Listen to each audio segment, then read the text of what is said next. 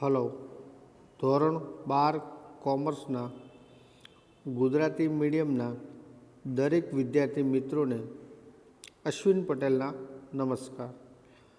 વિદ્યાર્થી મિત્રો, આપણે વિશેષ સ્ટેટ આંકડાશાસ્ત્રની અંદર પાર્ટ 2નું ચેપ્ટર નંબર 4 લક્ષ વિશેની માહિતી મેળવતા હતા. લક્ષની અંદર અગાઉના લેક્ચર્સની અંદર સૌપ્રથમ કઈ રીતે લક્ષના નિયમો, કાર્ય નિયમો, એની થિયરી અને વ્યાખ્યા વિશેની આપણે સમજૂતી મેળવી. ત્યારબાદ નેક્સ્ટ સેશનની અંદર આપણે એને લગતા દાખલાઓથી શરૂઆત કરી, એટલે કે સ્વાધ્યાય 4.1ની અંદર સામાન્ય રીતે જે લક્ષની અંદર સંવૃત, વિવૃત અંતરાલ, વિવૃત સંવૃત અંતરાલની સાથે માનાંક સ્વરૂપ હોય, અંતરાલ સ્વરૂપ હોય કે સામીપ્ય સ્વરૂપ હોય, ત્રણેય પ્રકારના દાખલાઓ વિશેની આપણે સમજણ મેળવી. આજે આપણે એની અંદર જ આગળ નેક્સ્ટ દાખલાઓ વિશેની માહિતી મેળવવાની છે. તો આજના આપણા ચેપ્ટર નંબર 4 લક્ષની અંદર વાત કરીએ તો આપણે અગાઉના સેશનમાં દાખલા નંબર વાત કરીએ તો 2 સુધી માહિતી મેળવી હતી. આજે આપણે દાખલા નંબર 3થી આગળ વધવાનું છે, સ્વાધ્યાય 4.1. તો વિદ્યાર્થી મિત્રો, દાખલા નંબર 3 આપણને એવું કહે છે, નીચેનાને માનાંક અને સામીપ્ય બંને સ્વરૂપની અંદર અલગ અલગ દર્શાવવાના છે. તો એનો મિનિંગ એવો થયો કે આપણને જે રકમ આપેલી હશે એ આ 2 સિવાય ત્રીજું સ્ટેપ જેને કહેવાય અંતરાલ સ્વરૂપ. તો અંતરાલ સ્વરૂપ વિશેની દાખલાની રકમ તમને આપી દીધી છે, જેના ઉપરથી આપણે માનાંક અને સામીપ્ય સ્વરૂપ આ બંને વિશેની આપણે માહિતી મેળવવાની છે. તો વિદ્યાર્થી મિત્રો, અહીંયા આપણને 2 અલગ અલગ સ્વરૂપમાં માહિતી મેળવવાની છે, જેના વિશેની વાત કરીએ તો ખાસ કરીને જોવા જઈએ તો પહેલા નંબરનો ઓપ્શન આપણને આપ્યો છે 3.8 x <4.8. તો પ્રથમ જે માહિતી આપણને આપી છે તો અંતરાલ સ્વરૂપે શું કહેવાય, એ માઇનસ ડેલ્ટા અને એ પ્લસ ડેલ્ટા. એ માઇનસ ડેલ્ટાની વેલ્યુ આપણને આપી દીધી છે 3.8 અને એ પ્લસ ડેલ્ટાની વેલ્યુ આપણને આપી છે 4.8. તો આ બંને જે આપણને માહિતી આપી છે એ પ્રથમ વેલ્યુ 3.8 એ માઇનસ ડેલ્ટા અને 4.8 એ પ્લસ ડેલ્ટા ગણી શકાય. હવે આપણા બેનું સમીકરણ કરીએ. સમીકરણ એટલે કે વન કાઇન્ડ ઓફ સરવાળો કરીએ. તો સરવાળો કરતાં આપણને આવી સંખ્યા આપણને આપી છે કે એ માઇનસ ડેલ્ટા એના બરાબર 3.8 અને એ પ્લસ ડેલ્ટા બરાબર 4.8. આને આપણે સાદુરૂપ આપીએ તો એ પ્લસ પ્લસ અહીંયા પ્લસ થશે, એટલે કે શું થશે 2a. એ જ રીતે આ પ્લસ ડેલ્ટા માઇનસ ડેલ્ટા ઉડી જશે.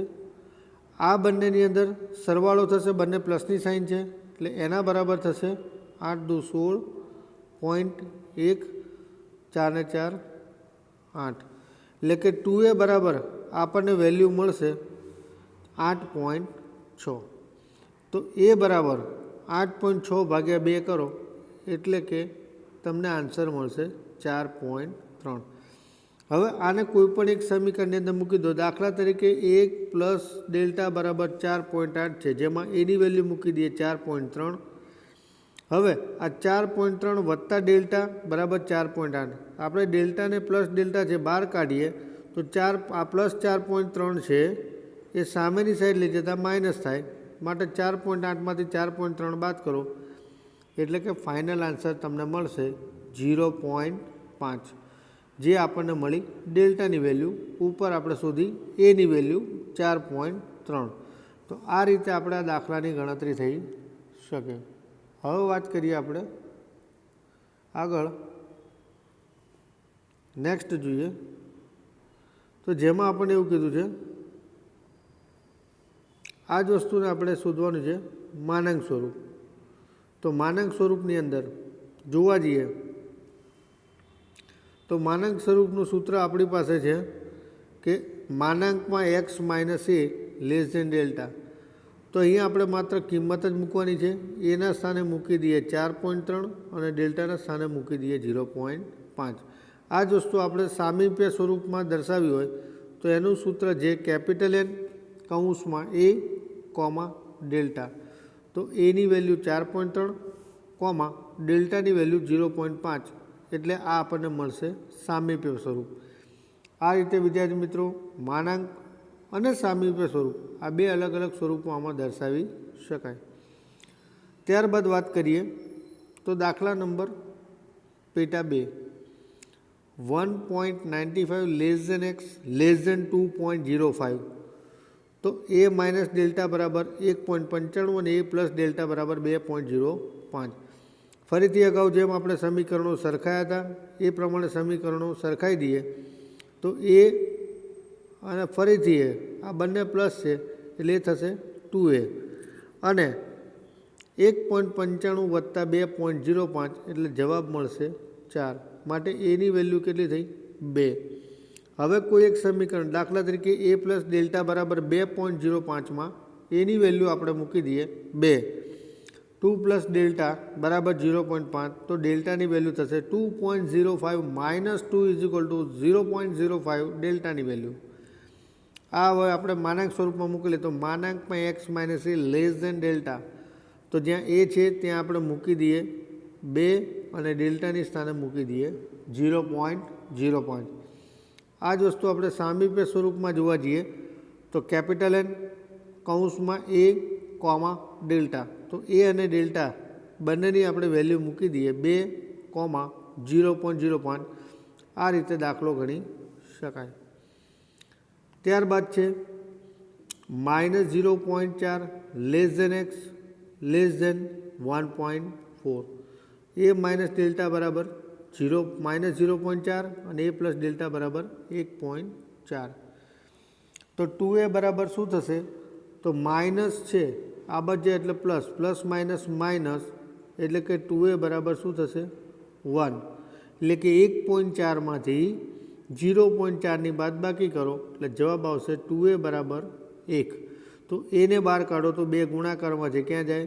ભાગાકારમાં. એ બરાબર 1/2 અથવા તો 0.5 કહેવું હોય તો કહી શકાય. હવે આપણે સમીકરણની કિંમત મૂકીએ. એ પ્લસ ડેલ્ટા બરાબર 1.4માં એની વેલ્યુ આપણે 0.5 મૂકી દઈએ તો 0.5 પ્લસ ડેલ્ટા બરાબર 1.4. તો ડેલ્ટા બહાર કાઢો તો 1.4માંથી 0.5 બાદ કરો 0.9. આ જ વસ્તુને આપણે માનાંક સ્વરૂપમાં લઈએ તો માનાંકમાં x minus a less than delta. તો માનાંકમાં એક્સ માઇનસ એના સ્થાને 0.5 અને લેસ ધેન ડેલ્ટાના સ્થાને 0.9 મૂકી શકાય. જો એનું સામીપ્ય સ્વરૂપ આપણે દર્શાવવું હોય તો કેપિટલ એન કૌંસમાં એ કોમા ડેલ્ટા થાય. એના સ્થાને આપણે મૂકી દઈએ 0.5 અને ડેલ્ટાના સ્થાને મૂકી દઈએ 0.9. આ રીતે એની ગણતરી થઈ શકે. ત્યારબાદ વાત કરીએ તો 1.998 less than x less than 2.002. અહીંયા આપણે એ માઇનસ ડેલ્ટા બરાબર 1.998 એ પ્લસ ડેલ્ટા બરાબર 2.002. હવે સમીકરણની અંદર આપણે મૂકીએ તો એ પ્લસ એ એટલે કે 2a એ બરાબર શું મૂકાશે 2. તો અહીંયા આપણે જોવા જઈએ તો એની વેલ્યુ આપણને કેટલી મળશે? 2a બરાબર 1.998 પ્લસ 2.002 એટલે કે total round about any value કેટલી મળી? 2. 2 પ્લસ ડેલ્ટા બરાબર 2.002માં ડેલ્ટાના સ્થાને આપણે એના સ્થાને મૂકી દઈએ 2, તો 2.002માંથી 2 બાદ કરો એટલે 0.002 આપણને ડેલ્ટાનો જવાબ મળે. આ જ વસ્તુ આપણે માનાંક સ્વરૂપમાં ગોઠવી દઈએ તો માનાંકમાં x માઇનસ એના સ્થાને મૂકી દઈએ 2, લેસ દેન ડેલ્ટાના સ્થાને મૂકાશે 0.002. આ જ વસ્તુ જો સામીપ્ય સ્વરૂપમાં ગોઠવવામાં આવે તો કેપિટલ N કૌંસમાં એના સ્થાને 2 અને ડેલ્ટાના સ્થાને 0.002 લખી શકાય. હવે વાત કરીએ આપણે દાખલા નંબર 4. તો દાખલા નંબર 4 આપણને એવું કહે છે કે કેપિટલ N કૌંસમાં આપણને 16,0.5. હવે આ વસ્તુ આપણા માટે સામીપ્ય સ્વરૂપ થયું, બરાબર. તો જે આપણને સામીપ્ય સ્વરૂપ આપેલું છે એ સામીપ્ય સ્વરૂપ છે એને આપણે શેમાં ફેરવવું છે? અંતરાલ અને માનાંક સ્વરૂપમાં. તો સામીપ્ય સ્વરૂપનું સૂત્ર શું કહે છે? કેપિટલ N કૌંસમાં એ અને ડેલ્ટા. તો એ બરાબર કેટલા મળશે? પ્રથમ વેલ્યુ 16 અને ડેલ્ટા બરાબર 0.5. આને આપણે અંતરાલ સ્વરૂપમાં ગોઠવું હોય તો સૂત્ર છે a minus delta comma a plus delta. તો એક વખત 16 માઇનસ 0.5 થશે કોમા એક વખત 16 પ્લસ 0.5 એટલે કે 15.5 અને 16.5. આ આપણને અંતરાલ સ્વરૂપ મળ્યું. એ જ વસ્તુ આપણે માનાંક સ્વરૂપની અંદર જોઈએ તો માનાંક સ્વરૂપમાં આપણું સૂત્ર છે માનાંકમાં x minus a less than delta. તો x માઇનસ એના સ્થાને આપણે મૂકી દઈએ 16 અને ડેલ્ટાના સ્થાને મૂકી દેવાય 0.5. ત્યારબાદ વાત કરીએ દાખલા નંબર 5. દાખલા નંબર 5 આપણને એવું કહે છે કે જો કેપિટલ N કૌંસમાં 3 માઇનસ 3, b જેના બરાબર 2.95, k. તો b અને k આ બેની વેલ્યુ આપણે શોધવાની છે. તો સૌપ્રથમ આપણને જે રકમ આપી છે એ લખી દઈએ. તો અહીંયા કેપિટલ N એટલે કે આપણા માટે સામીપ્ય સ્વરૂપ થયું, જેમાં પહેલી સંખ્યા જે 3 આપી છે એ આપણા માટે એની વેલ્યુ થઈ અને ડેલ્ટા બરાબર શું કહી શકાય? b. હવે આપણને એક વેલ્યુ આપી છે કે એ માઇનસ ડેલ્ટા. આપણું અંતરાલ સ્વરૂપ એવું કહે છે કે એ માઇનસ ડેલ્ટા બરાબર શું લખી શકાય? 2.95 અને એ પ્લસ ડેલ્ટા બરાબર શું થઈ જશે? કે. તો આ જે સંખ્યા આપી છે એ આપણા માટે કેવું સ્વરૂપ છે? અંતરાલ સ્વરૂપ. તો અંતરાલ સ્વરૂપને આપણે છૂટું પાડીએ તો પ્રથમ સંખ્યા એ માઇનસ ડેલ્ટા કહેવાય અને બીજી સંખ્યા જે કે છે એ આપણા માટે એ પ્લસ ડેલ્ટા બરાબર કે કહી શકાય. હવે એ માઇનસ ડેલ્ટા બરાબર 2.95 આપણને આપેલા, જેમાંથી એની વેલ્યુ 3 મૂકી દઈએ તો 3 માઇનસ ડેલ્ટા બરાબર 2.95. તો ડેલ્ટા બહાર કાઢ્યો તો 3માંથી 2.95 બાદ કરતાં 0.05 આ જે આપણને આપ્યું છે 0.05 આપણને મળશે ડેલ્ટાની વેલ્યુ. ત્યારબાદ આ જ દાખલામાં આગળ આપણને કીધું છે ડેલ્ટા બરાબર શું છે? બી અને બીની વેલ્યુ કેટલી થઈ? 0.05. તો એ પ્લસ ડેલ્ટા બરાબર કેમાં હવે બંને વેલ્યુ છે એ બરાબર 3 અને ડેલ્ટા બરાબર 0.5 એટલે કે 3 પ્લસ 0.05 બરાબર શું થયું? કે. એટલે કેની પણ વેલ્યુ અલગથી મળી ગઈ. આમ બેની વેલ્યુ થશે 0.05 અને કેની વેલ્યુ થશે 3.05. ત્યારબાદ વાત કરીએ દાખલા નંબર 6. માનાંકમાં x minus 10 less than k1 જેના બરાબર k2, 10.01 હોય તો k1 અને k2ની વેલ્યુ શોધવાની છે. આ દાખલો વિદ્યાર્થી મિત્રો આગળના દાખલા જેવો જ છે. સૌપ્રથમ માનાંકમાં તમને આપ્યું છે તો માનાંકનું સૂત્ર થાય x માઇનસ એ. તો એના સ્થાને આપણે કેટલા મૂકી શકાય? 10 લેસ દેન ડેલ્ટા. તો ડેલ્ટાના સ્થાને શું મુકાય? k1. એ જ રીતે કૌંસમાં k2 એ આપણા માટે પ્રથમ વેલ્યુ અંતરાલ સ્વરૂપમાં જોવા જઈએ તો એ માઇનસ ડેલ્ટા થયું અને 10.01 એ આપણા માટે એ પ્લસ ડેલ્ટા કહી શકાય, બરાબર. તો આ વસ્તુ આપણા માટે કહી શકાય. હવે 10 પ્લસ k1 બરાબર શું લખી શકાય? 10.01. તો K1ને બહાર કાઢો તો 10.01 માઇનસ 10 કરો એટલે કે 0.01 એ K1ની વેલ્યુ મળી. આ K1ની વેલ્યુ 10 માઇનસ K1 બરાબર K2માં કિંમત મૂકો તો 10 માઇનસ 0.01 એટલે કે K2ની વેલ્યુ આપણને મળશે.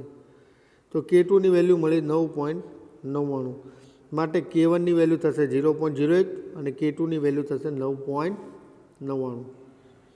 આ રીતે તમારે વિદ્યાર્થી મિત્રો અલગ અલગ સ્વરૂપમાં તમને રકમો આપી હોય, જો અંતરાલ સ્વરૂપ આપ્યું હોય તો આપણે એને માનાંક તેમજ સામીપ્ય સ્વરૂપમાં પણ ગણી શકાય એવા દાખલા જોયા.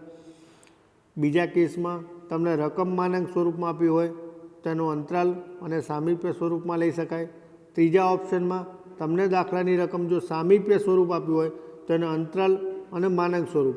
આ રીતે 3 અલગ અલગ સ્ટેપમાં અલગ અલગ દાખલાઓ શોધી શકાય, જેના વિશેની આપણે માહિતી આ સેશનની અંદર મેળવી.